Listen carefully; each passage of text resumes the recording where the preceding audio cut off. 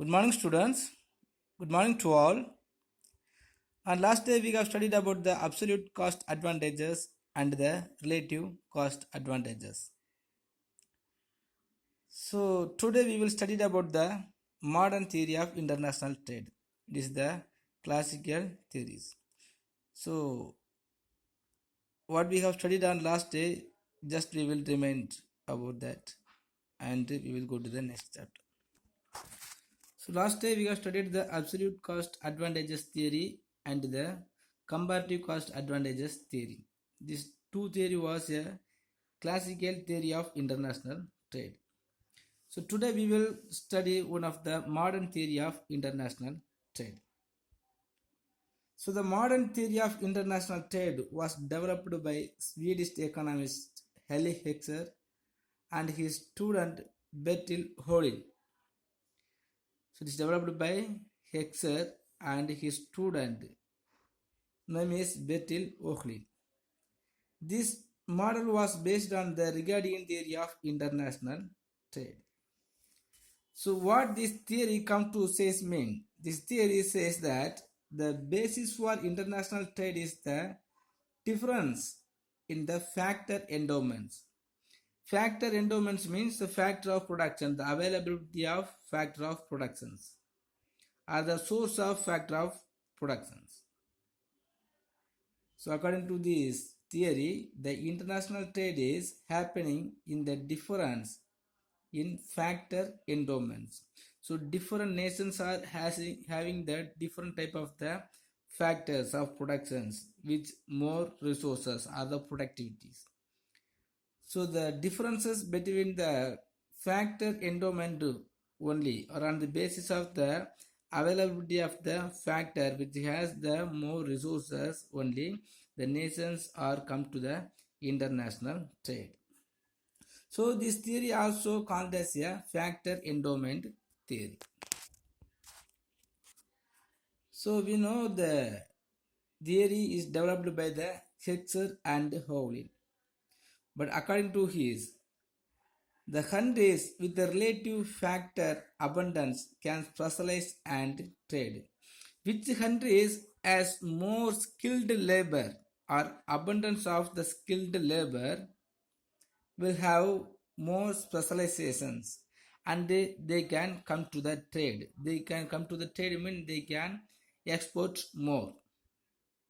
So according to his, so the abundance of skilled labor will create the specializations to produce or working any of the particular line.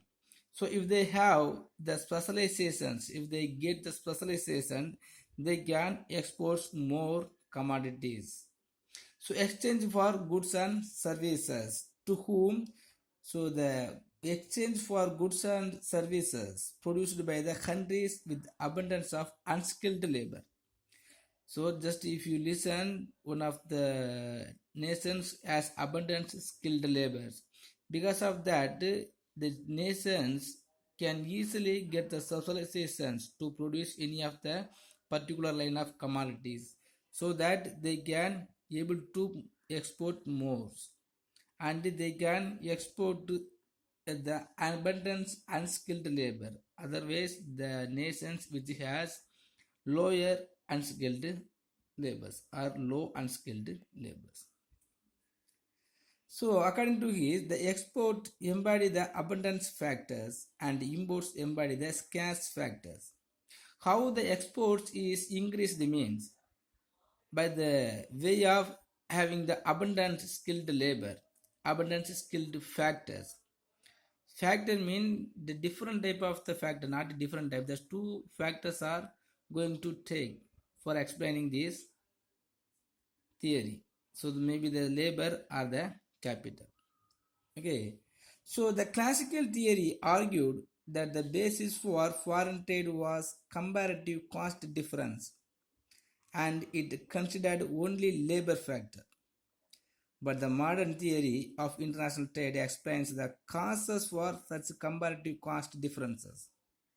So how the comparative cost differences are created or arised. So this theory explaining the two reasons for the international differences in their comparative cost. In which reasons are there mean?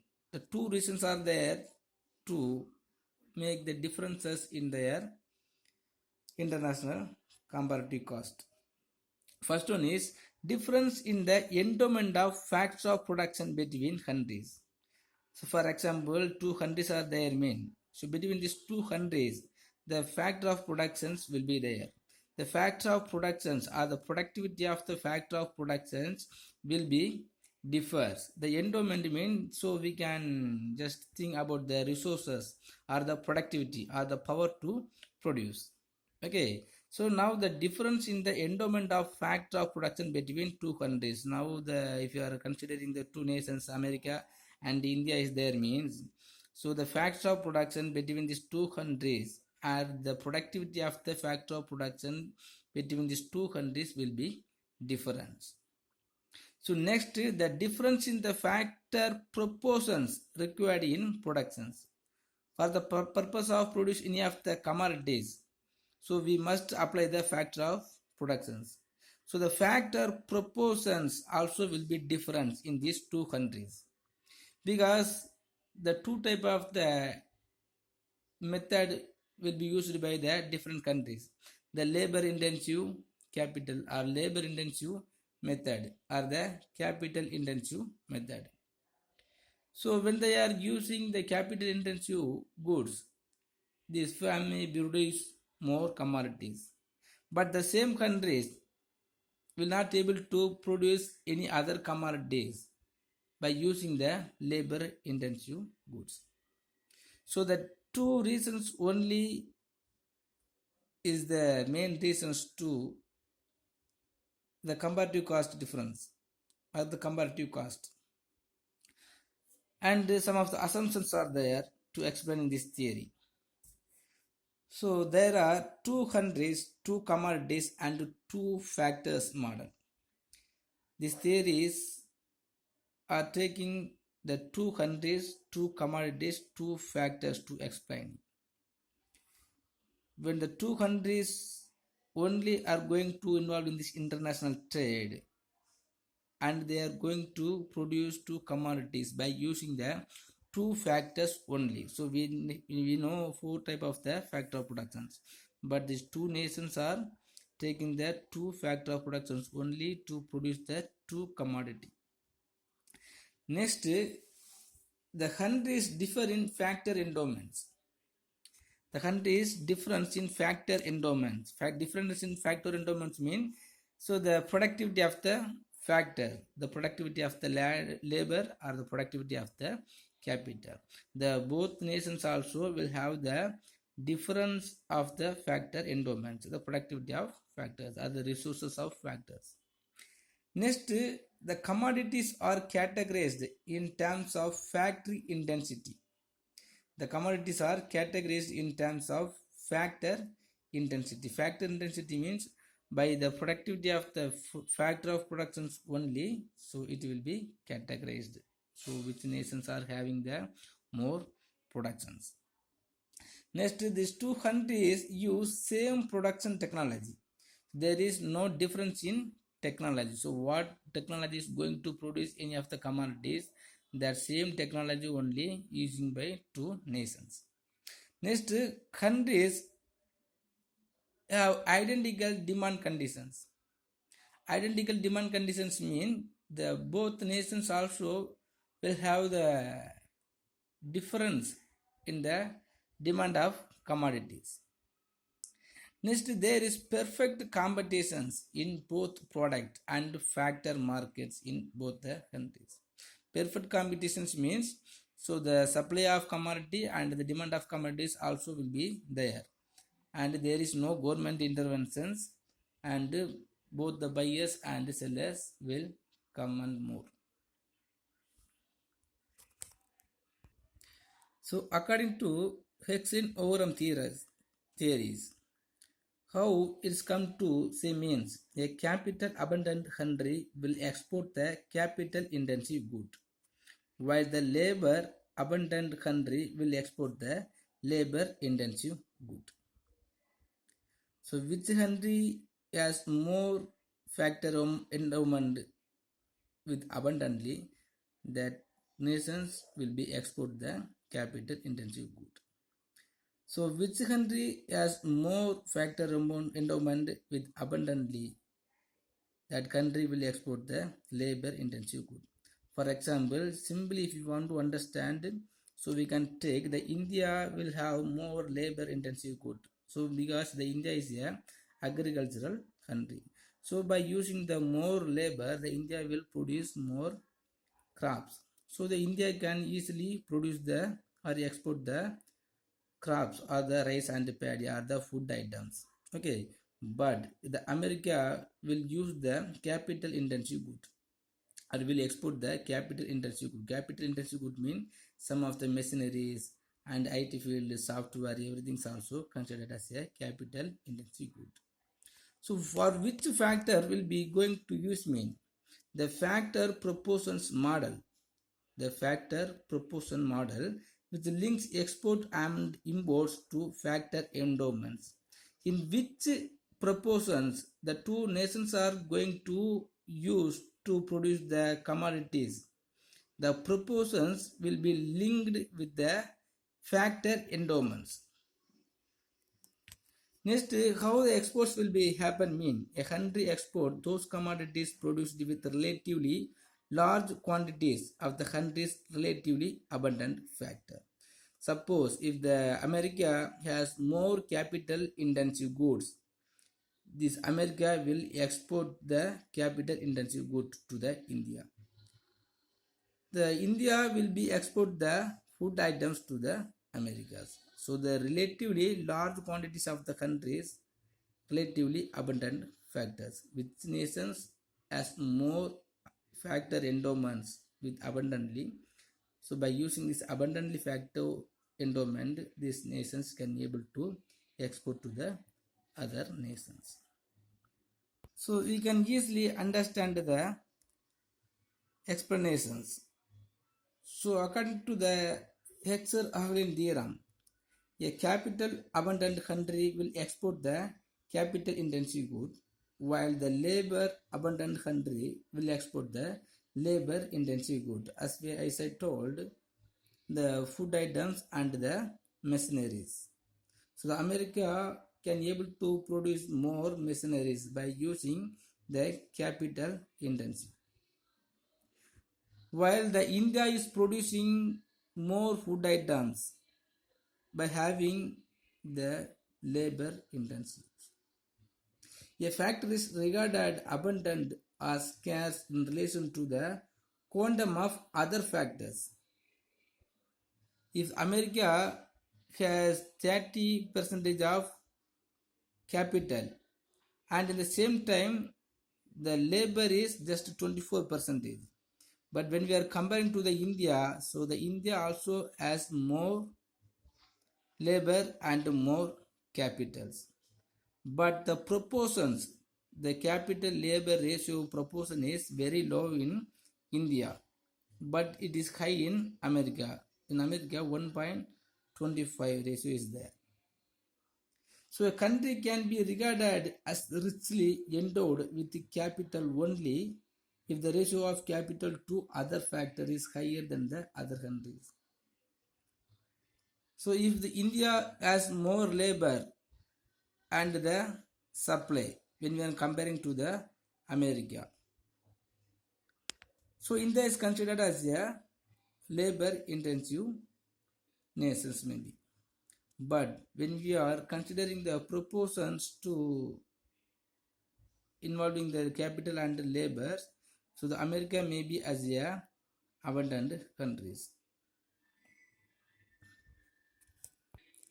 So simply easily if you want to understand the Hexer-Oglin theorem, so the capital abundant countries can be able to export the capital intensive goods to the labor abundant countries. Same time the labor abundant countries will export the labor intensive good to the capital abundant countries. So which nation has the difference in factor endowment? So on the basis of the difference or by using the abundant factor endowment, it will be get the specializations. So in this Hexer-Oglin theorem, one of the two type of the limitations are there. What are the limitations mean? The factor endowment of a country may change over time. So on the basis of time or on over the time or to time again and again or on the course of time, the factor endowment of a country may change. Next, the efficiency of the same factor may differ in the two countries. Suppose if you are considering the labor, the efficiency or the productivity of the labor may be changed between the two countries. So our farmers may have more productivity and the labor in America may have the less productivity. So it will change. Next, the comparison of classical theory and the modern theory. So what are the difference are there or what are the relations are there among the classical theory and the modern theory is. So the classic theory explains the phenomenon of international trade on the basis of labor theory of value. By explaining the classical theory, so it says the international trade happens on the basis of labor theory. But the modern theory explains the phenomenon of international trade on the basis of general theory of value. Next, the classic theory presents one factor. One factor means labor model. So the productivity of labor, as we studied already. So on the basis of the productivity of the labor only, the classical theory was explained. So even the price per unit of one labor only taken into the account of classical theory. Next, the modern theory presents a multi-factor model. Multi-factor model means not two more factors, the two factors only. So the labor and the capital. The two factors also may have difference in their productivity. Next, the classical theory attributes the differences in the comparative cost to differences in the productive efficiency of workers in two countries. The productivity powers, the difference in productivity of the workers only is the reasons for the comparative cost. But on the basis of modern theory, it considered the differences in comparative costs to the difference in the factor endowments in the two countries. So here the availability of the factors or abundance of the factor endowments only is the reasons to making the comparative cost, the difference comparative cost. Okay students, next we will study the gains from international trade or advantages of the international trade. When we are involving in this international trade, so what are the advantages we can get? First one, efficient production. So the international trade enables each participatory countries or each countries to specialize in the production of goods in which it has absolute or comparative advantages. So international specialization offers the some of the gains. In whichever way all the nations are getting some of the efficiency in production first better utilization of resources. So when all the nations are involving in this international trade, it will be utilized all the resources in better way or optimum ways, because we have to use all the resources till last unit of the productions.